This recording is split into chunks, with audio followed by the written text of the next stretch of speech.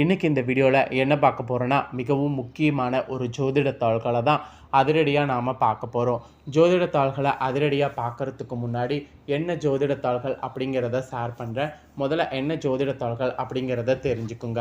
அதாவது தற்போது தமிழ் மாதத்தில் 11வது மாதமான மாசி மாதம் முடிந்து 12வது மாதமான பங்குனி மாதமானது பிறந்துருச்சு.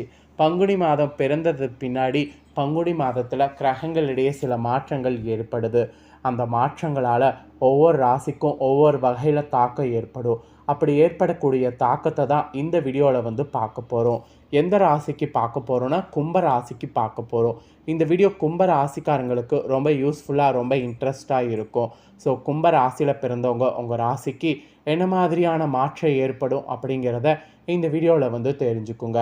கிரகங்களுடைய நிலைகள் பொறுத்து தான் உங்களுக்கு பங்குனி மாதம் இதெல்லாம் நடக்கும் இதெல்லாம் நடக்காது என்பது குறிப்பிடப்பட்டிருக்கு. ஸோ அதை எல்லாத்தையுமே இப்போ இந்த வீடியோவில் எக்ஸ்பிளைன் பண்ண போகிறேன். எல்லாத்தையுமே இந்த வீடியோவில் கும்ப ராசிக்காரங்க தெரிஞ்சுக்குங்க. ஸோ தெரிஞ்சு அதற்கேற்ப நடந்து பலன் பெறுங்க. ஆக்சுவலி நம்ம வாழ்க்கையில் பார்த்திங்கன்னு வச்சுக்கோங்களேன், நடக்கக்கூடிய எல்லா நல்லது கெட்டதுகளுக்கு காரணமே நவக்கிரகங்கள் தான். நம்ம நம்பினாலும் நம்பாட்டியும் அதுதான் உண்மை. நவக்கிரகங்கள் நமக்கு சாதகமாக இருந்தால் சாதகமான பலன் கிடைக்கும், அதே பாதகமாக இருந்தால் பாதகமான பலன் கிடைக்கும்.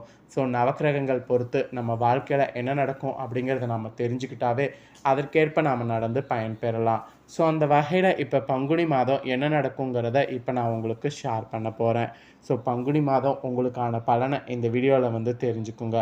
ஸோ தெரிஞ்சு அதற்கேற்ப நடந்து பலன் பெறுங்க. ஸோ பங்குனி மாத பலனை நீங்கள் தெரிஞ்சு பலன் அடைவதற்கு முன்னாடி ஃபஸ்ட்டு பங்குனி மாதத்துடைய சிறப்பை ஷேர் பண்ண போகிறேன். ஏன்னா தெய்வீக திருமணங்கள் நடக்கக்கூடியது இந்த பங்குனி மாதத்தில் நிறைய இருக்குது. பங்குனியில் உத்திரம், விஜய ஏகாதசி, இந்த மாதிரி நிறைய விசேஷமான நாட்கள் இருக்குது. அதெல்லாம் என்னென்னங்கிறத ஃபஸ்ட்டு ஷேர் பண்ணுறேன். முதல்ல என்னென்ன விசேஷங்கள் இருக்குது அப்படிங்கிறத பங்குனி மாதத்துக்கு தெரிஞ்சுக்குங்க. அதுக்கப்புறம் பங்குனி மாத ராசி பலனை இந்த வீடியோவில் அதிரடியாக பார்க்கலாம். பங்குனி மாதத்தில் சூரியன் மீன ராசியில் பயணம் செய்வார். அதனால் மீன மாதம் என்று இந்த மாதமானது அழைக்கப்படுது.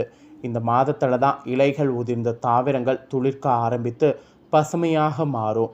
அதனால் இது வசந்த காலத்தின் தொடக்கமாகவும் பார்த்திங்கன்னு வச்சுக்கோங்களேன் கருதப்படுது. சிவபெருமான் பார்வதியை கைத்தள பற்றிய மாதம் என்ற சிறப்பு பெறுவது பங்குனி தான். தெய்வீக திருமணங்கள் நடைபெறக்கூடிய இந்த மாதத்தில் பல திருவிழாக்கள் நடைபெற இருக்குது. அவெல்லாம் என்னென்னங்கிறத உங்களுக்கு சொல்கிறேன். எல்லாமே இந்த வீடியோவில் பார்க்கலாம் வாங்க.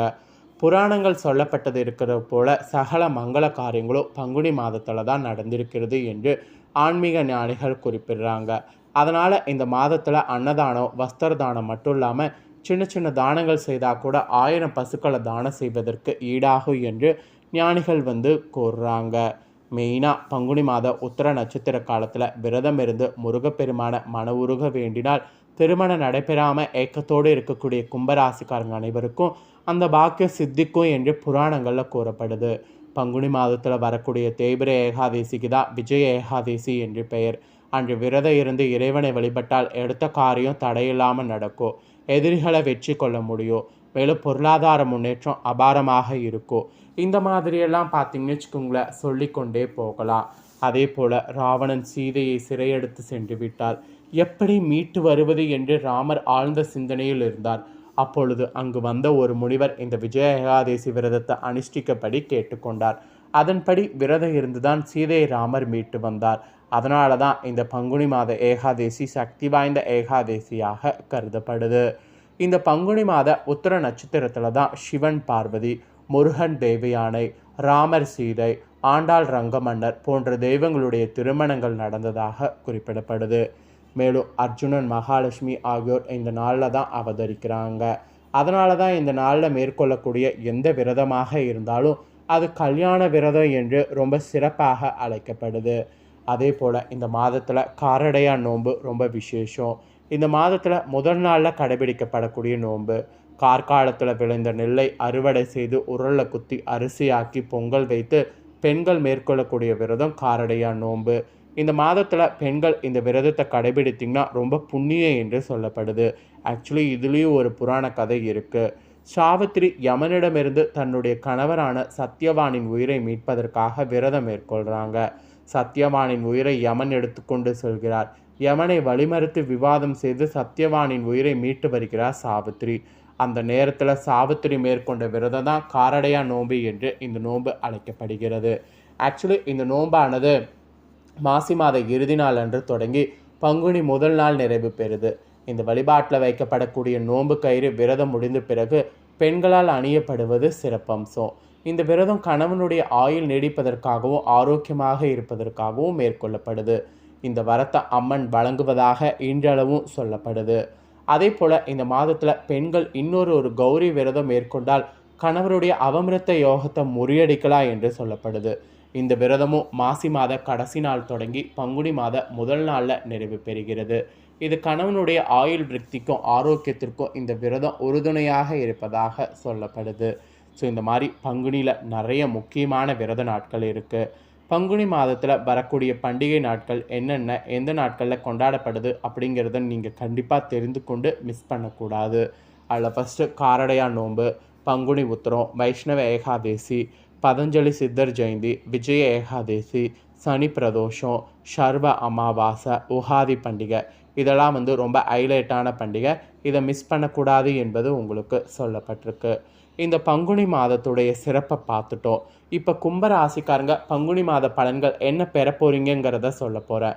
என்ன பலன் பெற போகிறீங்க அப்படிங்கிறத தெளிவாக இந்த வீடியோவில் தெரிஞ்சுக்குங்க.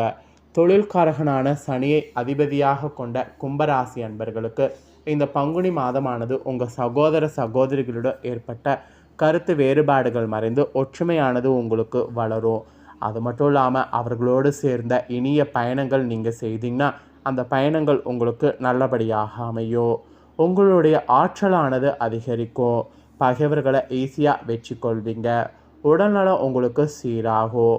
வருமானம் சிறப்பாக இருக்கும். உங்களுடைய பெருந்தன்மையை அனைவரும் பாராட்டுவாங்க. இந்த மாதிரியான அதிசயெல்லாம் நடக்கும். குடும்பத்தில் தவிர்க்க இயலாத காரணங்களால் சகோதர சகோதரிகளுக்கு பணம் செலவழிக்கிற மாதிரி இருக்குது. பொருளாதார வளமும் சேமிப்பும் உயரும். அரசாங்க உதவிகள் கிடைக்கும். உங்களுடைய ஆசைகள் ஒன்றன் பின் ஒன்றாக பூர்த்தி அடையும். திட்டமிட்ட வேலைகளை தள்ளி வைக்க வேண்டிய சூழ்நிலை சில நேரங்களில் உருவாகலாம். எனவே உங்கள் காரியங்களில் கவனமாக இருக்கணும். வாகனங்களுக்கு பராமரிப்பு செலவுகள் செய்ய நேரிடும். ஸோ பராமரிப்பு செலவு செய்யும்போது கண்டிப்பாக பார்த்து கவனமாக இருங்க. அப்புறம் தொழில் செய்கிறவங்க கூடுதல் எச்சரிக்கையோடு வணிபத்தில் ஈடுபடணும். எதையோ ஒரு முறைக்கு இருமுறை யோசித்து செயல்படுவது அவசியம். மற்றவர்களிடம் பண விஷயங்களை எச்சரிக்கையாக நடந்து கொள்ளணும்.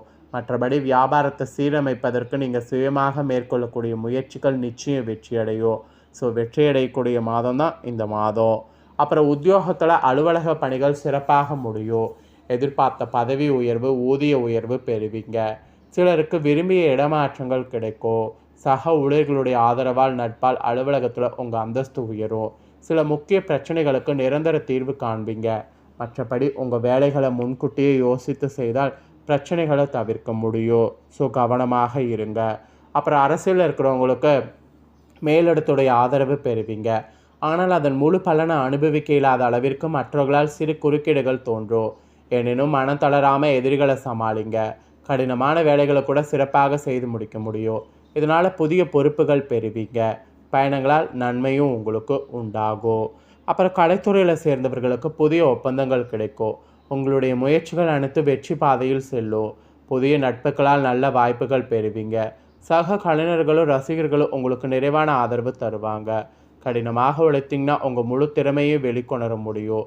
வருமானம் சீராக இருக்கும். ஸோ ஈஸியாக உங்களோட கலைத்துறையில் ஜெயிக்க முடியும். அப்புறம் பெண்மணிகள் மன நிம்மதியை காண்பீங்க. தர்ம காரியங்களில் தெய்வ வழிபாட்டில் ஈடுபடுவீங்க. புதிய சொத்துக்கள் வாங்குவதற்கு ஆரம்ப கட்ட வேலைகளை துவங்கினீங்கன்னா வெற்றியானது உங்களுக்கு கிடைக்கும். மாணவ மாணவிகள் உற்சாகமான மனநிலையோடு கல்வியில் ஈடுபடணும். உடல் வலிமை பெற தக்க பயிற்சிகளில் ஈடுபடணும். வருங்கால திட்டங்களுக்கு அடித்தளம் போடணும். விளையாட்டுகளை வெற்றிகளை அப்போ தான் பெறுவீங்க. உங்களுடைய தன்னம்பிக்கை படிப்படியாக உயரும். வெற்றி வாகை சூடுவீங்க. ஸோ இந்த மாதிரி தாங்க உங்களுக்கான பலன் கிடைக்கும் என்பது குறிப்பிடப்பட்டிருக்கு. குறிப்பிடப்பட்டதை தெளிவாக இந்த வீடியோவில் உங்களுக்கு எக்ஸ்பிளைன் பண்ணிட்டேன். எக்ஸ்பிளைன் பண்ணதை தெளிவாக இந்த வீடியோவில் உங்கள் ராசிக்கு என்னங்கிறத தெரிஞ்சிருப்பீங்க. தெரிஞ்சதுக்கேற்ப நடந்து பலன் பெறுங்க. நீங்கள் இதை பார்த்து பலன் அடைகிறது போல் உங்கள் ஃப்ரெண்ட்ஸ் ஃபேமிலி இருக்கவங்களும் பலன் அடையணும்னு நினச்சிங்கன்னா வீடியோ லைக் பண்ணி ஷேர் பண்ணுங்கள். வீடியோவை உங்கள் ஃப்ரெண்ட்ஸ் ஃபேமிலி இருக்கக்கூடிய கும்பராசிக்காரங்களும் பார்த்து பலனடையட்டும். நெக்ஸ்ட்டு நம்ம சேனலில் போடக்கூடிய வீடியோலாம் உடனுக்குடனே தெரிந்து கொள்ள மறக்காமல் நம்ம சேனலை சப்ஸ்கிரைப் பண்ணி பெல் பண்ண ப்ரெஸ் பண்ணுங்கள். அதை பண்ணிட்டீங்கன்னா நான் போகிற மற்ற அப்டேட்டான எல்லா வீடியோஸும் உடனுக்குடனே தெரிந்து கொண்டு பயனடையலாம். ஸோ மறக்காமல் சப்ஸ்கிரைப் பண்ணி பெல் பண்ண ப்ரெஸ் பண்ணிடுங்க. வேறொரு வீடியோவில் சந்திக்கிறேன். நன்றி.